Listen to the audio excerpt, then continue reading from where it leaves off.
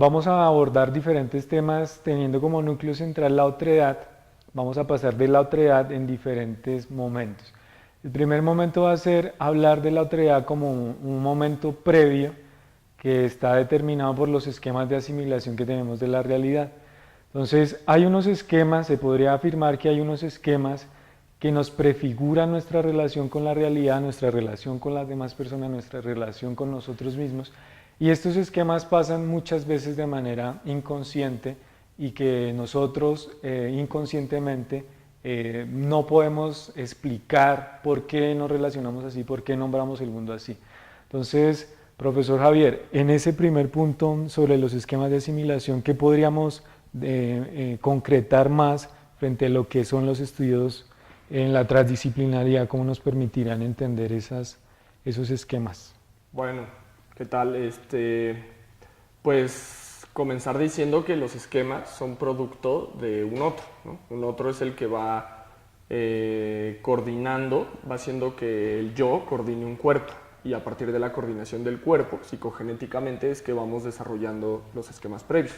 Entonces, en este sentido, el otro sería ese referente transdisciplinario. El otro, ¿por qué? Porque trae ciertos conocimientos desde varios lugares mezclados, que entonces son los que el que medía los esquemas, ¿no? Entonces, en este sentido, podemos decir que todos los esquemas son experiencias previas que va coordinando y registrando el cuerpo del yo, y en este sentido, pues todos los esquemas son transdisciplinarios, ya que cuando yo aprendo una cosa nueva, la incorporo, asimilo de lo que ya tengo. Entonces, en esta medida, lo que voy a ir aprendiendo nuevo lo voy incorporando a lo previo. Entonces, desde ahí ya podremos decir que nuestros esquemas previos con los cuales percibimos y construimos la realidad, pues tienen que ver ya con un otro y con una transdisciplina. Este momento de la otredad construida como gatilladora de esquemas de representación, ¿en qué momento se convierte en algo tensionante? Okay. Sí, ahí pensemos en la idea de la crisis, ¿no? El desequilibrio cognitivo tiene que ver cuando el otro me hace ver otras cosas que no corresponden o que se alejan hasta cierto punto de mis esquemas más establecidos. Entonces, esa tensión podríamos decir que es permanente, pero se pone más de manifiesto cuando el otro es un tanto radical diferente a los esquemas que yo tengo. Entonces ahí, claro, viene la parte de la puesta en crisis, pero esta gente, Varela, el propio Piaget, tal, te lo plantean como que es una posibilidad de que uno conozca más, ¿no? Contrario a las ideas de que la crisis es algo que hay que quitar, es algo que es malo por sí mismo, etcétera. Ellos, que son como cognitivos, entonces te explican la idea de cómo vamos a aprender más, y te lo plantean en este sentido, o sea, en que la puesta en crisis es fundamental para que uno pueda desarrollar más conocimiento. Esta cuestión de la crisis se ve bien reflejada en que nuestra vida cotidiana está alimentada por las personas que alimentan o reafirman nuestros esquemas, por ejemplo, que reafirman nuestros prejuicios. Entonces andamos con las personas, almorzamos con las personas, dialogamos con las personas que van a reafirmar los esquemas que ya tenemos y que son los que determinan qué realidad produzco. Pero son pocas las oportunidades que tiene esta persona de tener conciencia, o sea, ser consciente de la crisis. Entonces, una persona que llega a hablar de una religión diferente a la mía, yo lo abordo, lo rechazo, no lo escucho, o sencillamente le cierro la puerta, o una eliminación ya mayor, que sería acabar con esa otredad.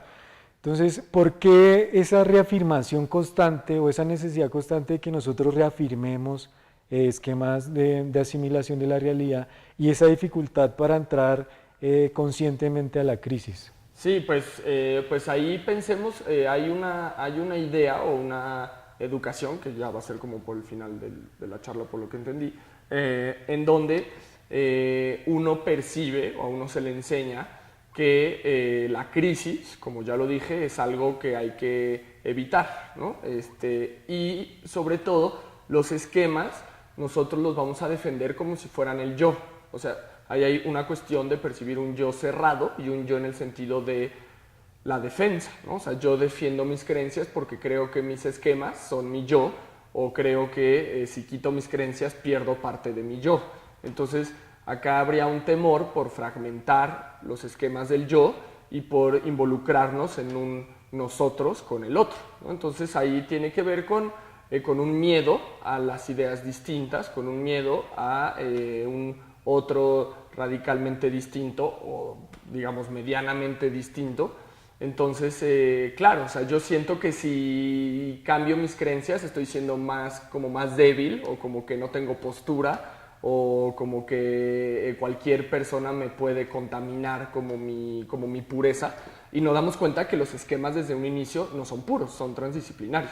Entonces sería dar cuenta, ¿no?, de que desde el inicio la biología misma, como tú comentabas, ya es transdisciplinaria y que podríamos o tendríamos la posibilidad de estar permanentemente abiertos a una cotidianidad en donde inclusive al estar con la gente similar o la gente que me confirme estos prejuicios, yo pudiera verle ciertas diferencias, ¿no? Entonces tampoco se trataría necesariamente de que yo conviviera todo el tiempo con gente diferente, ¿no?, sino desde la misma gente con la que yo mantengo cierta fraternidad, poder ver las diferencias que esa persona ya tiene conmigo, ¿no? ¿Qué herramientas habrían para ese retorno en sí constante? Sí, ahí es yo lo que sugeriría, claro, basándome en referentes teóricos, que tiene que ver cuando yo naturalizo cosas, ¿no? O sea, cuando yo ya vi algo como que es natural, en el sentido de que es la única forma de verse o es la forma inmediata, ¿no? O sea, cuando veo cosas en términos de inmediatez es porque ya dejé de ver ahí bastante diferencia y bastante crisis en este sentido, ¿no? Entonces, las herramientas es que uno sospeche, como tú comentabas, de lo que ya nos parece normal, ¿no? O sea, la normalización es una idea de que ya nuestros prejuicios están instalados en lo más nuestro, que es la percepción, ¿no? Entonces, en este sentido es que cuando yo naturalizo cosas, es que ya estoy más bien instalado en un prejuicio, en un campo del prejuicio, ¿no? Entonces ahí, en cuanto yo vea cosas que ya son naturales o que estoy normalizando, ahí es donde yo activaría la sospecha. Esta misma idea de que nos damos cuenta de que esto se empieza a convertir natural, por ejemplo en la violencia en nuestros países, que ya uno dice es lo cotidiano, ya entonces nos familiarizamos tanto con esa violencia que hace que no nos duela, por ejemplo, el asesinato, la desaparición de otra persona, es un punto que nos determina o nos limita la dimensión ética. Entonces, ¿cómo podríamos nosotros, a partir de ese retorno en nosotros, ese encuentro con el otro, también recuperar, por ejemplo, esas otredades que nos permitan ver mis esquemas de asimilación en otredades que, por ejemplo, ya no existen, como lo hacen, por ejemplo, en México en el diálogo con los muertos el día que se les llevan la cena al cementerio y en que se centran a dialogar con ellos? Claro, ahí, bueno, de entrada, o sea, sospechar bastante de las ideas, digamos, sobre el cerebro o el sistema autónomo del cuerpo. O sea, hay toda una tendencia desde los 70s para acá de utilizar el argumento del cerebro como que son investigaciones irrefutables, ¿no? Y tomar perspectiva de que el cerebro funciona a partir de las interacciones históricas. Entonces, decir que el cerebro tiene como un funcionamiento automático, entonces legitimamos políticamente, desde un discurso, vamos a llamarlo fisiológico, neurológico, ciertos procesos que nos hacen parecer, bueno, pues si el cerebro en automático es prejuicioso, no hay más que hacer, es como que así es el cerebro, ¿no? Entonces, ahí justo retornar, tomar distancia de todos estos discursos y dar cuenta que el cerebro es un producto de las interacciones, ¿no? Entonces, en la medida que modifiquemos las interacciones, el cerebro va a cambiar sus funcionamientos, ¿no? Entonces, bueno, pues en este sentido, yo lo conectaría con lo que tú comentas sobre la idea de que todos los esquemas evocan ausencias, ¿no? O sea, cuando un niño internaliza un concepto, por decir el de madre, ya no necesita verla para saber que su madre existe, ¿no? Entonces, los conceptos nos traen presencias de las ausencias, o sea, de cosas que no hay, ¿no? Entonces, en este sentido, pues, si esto lo llevamos más atrás, o sea, un retorno mayor, diríamos que los esquemas son producto de los muertos, ¿no? O sea, que nuestros muertos hicieron el presente al que hoy podemos acceder, ¿no? Entonces, en este sentido, todos los esquemas ya son producto de una historia de gente que no está. O sea, no nada más es el esquema de las ausencias de los objetos que no están ahí delante de mi campo perceptual, sino sobre todo de gente que quizás jamás vi, ¿no? Entonces ahí es claro, es entrar en un diálogo con las ausencias radicales, que serían los muertos, y poder, claro, aprender de las experiencias que directamente pues a mí no me tocaron, pero que entonces si yo dialogo con experiencias de seres humanos que ya no están, yo claro que ahí puedo quedar mucho más amplio y esta cotidianidad poderla enriquecer más y que no sea una cuestión de prejuicio, inmediatez, etc. Esta es una cuestión bastante ética y política al mismo tiempo. La posibilidad de que yo pueda darme cuenta de mis esquemas a partir del encuentro con el otro, con esta ausencia radical que sería el otro ausente, me gatilla, me posibilita una reflexión ética y política en la medida en que yo entro en tensión y tengo la posibilidad de ampliar mis horizontes de mirada, mis perspectivas de mirada, y eso me permitiría, por ejemplo, tomar otras decisiones. No serían unas decisiones ya automáticas, producto de estos esquemas de asimilación, sino ya serían unas decisiones que me permitirían ampliar mi sentido de realidad y tomar otras decisiones, tal vez que me permitan orientar otros futuros posibles. Entonces, es importante que si podemos detallar más cómo este encuentro con el otro me permite a mí la construcción ética y política, no, pues no viendo la política como una cuestión del Estado o la burocracia, sino la política como la decisión de cómo yo defino mi vida en comunidad. Sí, yo ahí, o sea, como que pensar este plano ético desde las ausencias me parece fundamental. ¿Por qué? Porque volvamos a esta idea como de retornar o de dar cuenta de las ausencias desde mi percepción cognitiva hasta la gente que ya no está, o sea, que ya no tiene vida. Tiene que ver, claro, con dar cuenta que lo biológico es también político, o que lo político no se juega nada más en cierto discurso literalmente político, sino que cualquier toma de decisión, como tú lo señalabas, tiene que ver ya con una cuestión política. Entonces también deslindar la cuestión política de cierto discurso ya establecido y poderme dar cuenta que la percepción misma con el otro, el no descalificar de primera, el dar bienvenida a una puesta en crisis de mis creencias previas, eso ya es político. Y por otro lado también, la cuestión ética no pasa por un discurso de la moral o necesariamente de los valores o una cuestión más, digamos, axiológica, ¿no? Que es como se entiende, sino una cuestión ética más centrada en una cotidianidad, ¿no? Y en un sentido perceptual. Podríamos decir que la misma percepción ya tiene un nivel político, pues, o sea, ya hay un régimen escópico que nos hace ver de cierta forma o de percibir de cierta forma, y ahí ya hay una cuestión política como muy de raíz, que uno pues como la naturaliza y nace con esas ideas, cree que pues eso es normal, ¿no? Entonces, en este sentido, ya estas tomas de distancia desde la reflexión de mis esquemas ya me permite entrar en una dimensión ético-política más allá de un partido político. ¿Cómo la transdisciplinariedad y este encuentro con la otredad permitiría romper con esa lógica denunciada por Bourdieu en cómo se forman las disciplinas y cómo ingresan los sujetos a esas disciplinas? Claro, ahí es como bien curioso jugar con el concepto, ¿no? Cómo la disciplina tiene que ver con pensar campos cerrados, pero también con cierta práctica cotidiana basada más en el prejuicio o en las cosas que ya están dadas, ¿no? Entonces, disciplina en ese sentido doble, pues sería algo que tendríamos que acceder, pero justamente para sospechar, ¿no? Entonces, en este sentido, la transdisciplina, así como la cotidianidad, es salir de mis prejuicios, de mi disciplina y de creer que es errada, y sobre todo dar cuenta de las formaciones del conocimiento. Entonces, cuando yo desciendo, retorno, tomo distancia de las formaciones de las disciplinas, doy cuenta que ninguna se creó por sí misma o que sean puras, sino que me doy cuenta que el mismo campo que pues a mí me llega como disciplinar, ya trae una historia donde se formó desde varios campos, ¿no? Entonces, bueno, Esto en ese sentido, pues, o sea, el dar cuenta que los campos mismos fueron transdisciplinares desde un principio.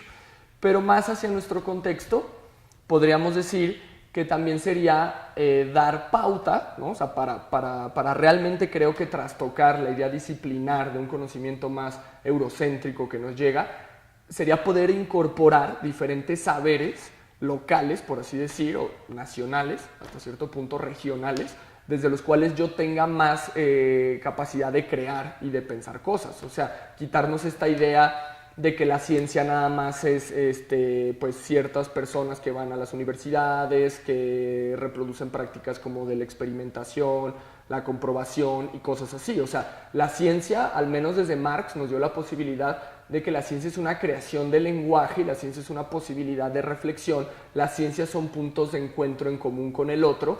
Entonces, esa ciencia es en un sentido más amplio, pues, o sea, no es la ciencia de la bata, la ciencia de la comprobación, la ciencia de la tecnología y nada más, ¿no? Entonces, es una ciencia más del diálogo. O sea, pensemos la ciencia como una creación de la humanidad que está desde los antiguos hasta hoy, o sea, que no es nada más la versión moderna de la ciencia, sino que ha estado siempre, y que hoy en día lo que podríamos rescatarle es que ha permitido campos en común, ¿no? Diálogos en común. Entonces la ciencia es una posibilidad de dialogar con otros espacios, otras naciones, vamos a pensarlo, ¿no? O sea, que yo pueda pues estudiar comunicación y pueda dialogar desde ciertos referentes con un comunicólogo de Japón, una cosa así, o sea, nos da unos referentes en común y que nos permite crear nuevos lenguajes para poder, digamos, tener una percepción más ensanchada, ¿no? Entonces, pues en este sentido sería rescatar ciertos saberes locales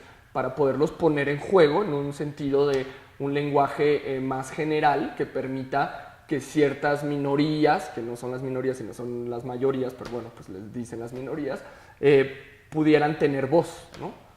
¿Cómo sería la formación desde el encuentro con el otro, desde la otredad, para que nos potencialice sujetos que sean protagonistas de sus circunstancias, dueños de su historia y que tomen decisiones con conocimiento que le permita definir su futuro? Claro, ahí yo creo que es fundamental la idea de pensar que la realidad no es algo dado, ¿no? Que la realidad se va construyendo intersubjetivamente desde nosotros, que es histórica, que hay mecanismos, redes discursivas que están ahí, que hay que lograr percibir y luego transformar. Entonces, en este sentido, desde mi posición, porque eso está muy a discusión, no sé cómo lo veas tú, Oscar, tiene que ver con percibir la realidad como un campo en disputa, ¿no? Entonces, para eso, claro, necesitamos que los jóvenes, etcétera, tengan una formación que puedan disputar la realidad. Es decir, no tener la idea de como romántica, desde mi punto de vista, insisto,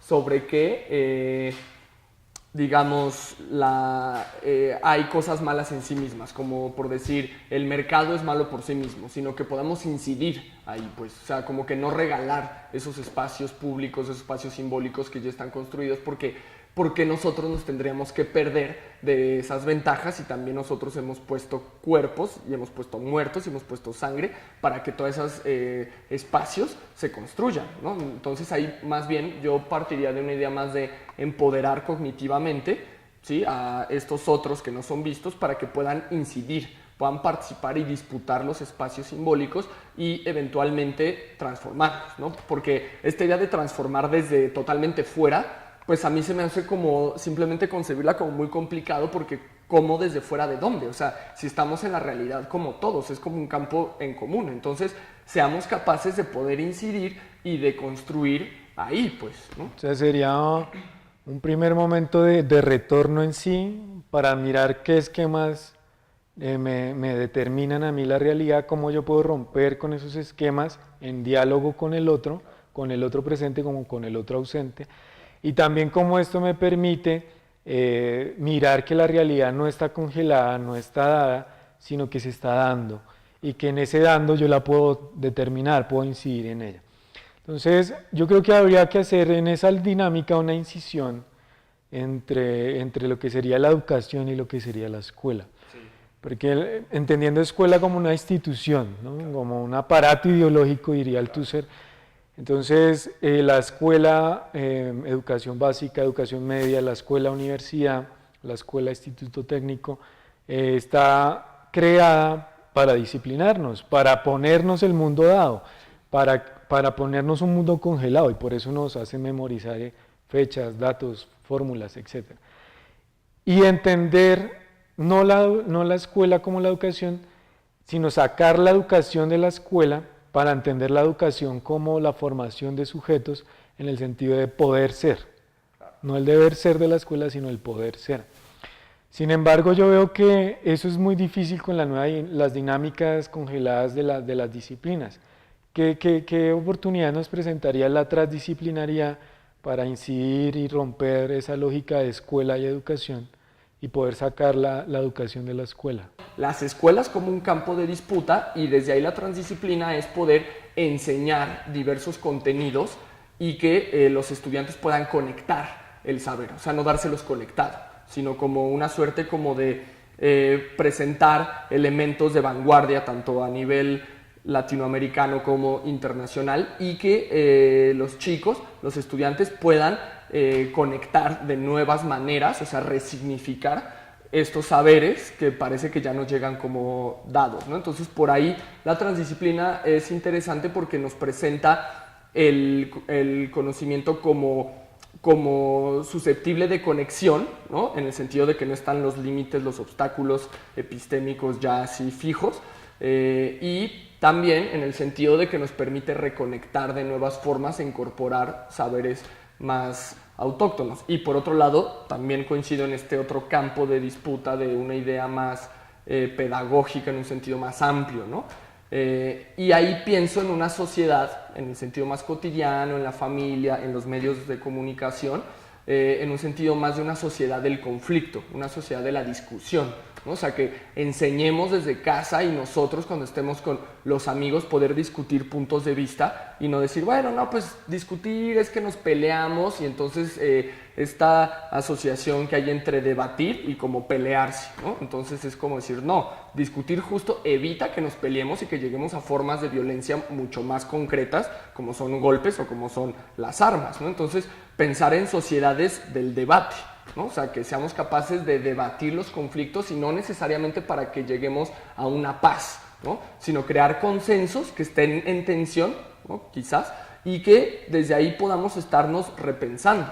Entonces yo pensaría una sociedad del debate, una sociedad del conflicto, en donde el otro me cause su diferencia un goce, ¿no? O sea, que yo pueda gozar de ese otro que es distinto y que pueda gozar de la discusión. Nos conviene un mundo en donde sea más diverso posible, o sea, que las religiones que estén prevalezcan y que inclusive se pudieran multiplicar más, ¿no? Las ideas, digamos, políticas que se puedan diversificar, ¿no?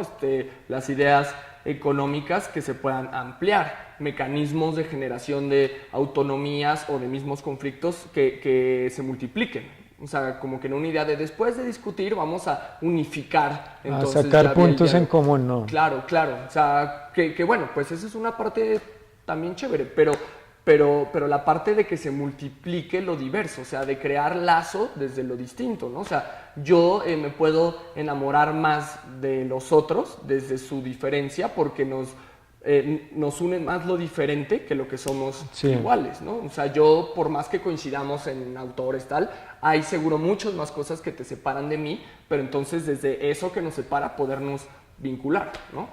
Que sería, como para cerrar, esta frase famosa de Carl Sagan, donde él habla de cuando encuentres a alguien que piense diferente a ti, no lo mates. No lo mates porque nunca va a haber nadie, ni nunca hubo en estos millones de años del universo, nunca va a haber ni nunca hubo alguien como él. Y entonces eliminar a esa persona es de antemano eliminar esa potencialidad de la diversidad. Entonces es un punto importante porque si, como dicen los autores, cada uno de nosotros emerge un mundo diferente, pues estamos viviendo en un planeta con 7.000 millones de mundos diferentes. Y eso sería construir otra dinámica de diálogo, de encuentro con la otra, si tenemos nociones de que cada uno tiene un mundo en su cabeza totalmente diferente. Bien, entonces Le agradecemos al profesor Javier su presencia y esperamos más adelante seguir dialogando de más temas de esto de la otredad, los esquemas de asimilación y la posibilidad transdisciplinar.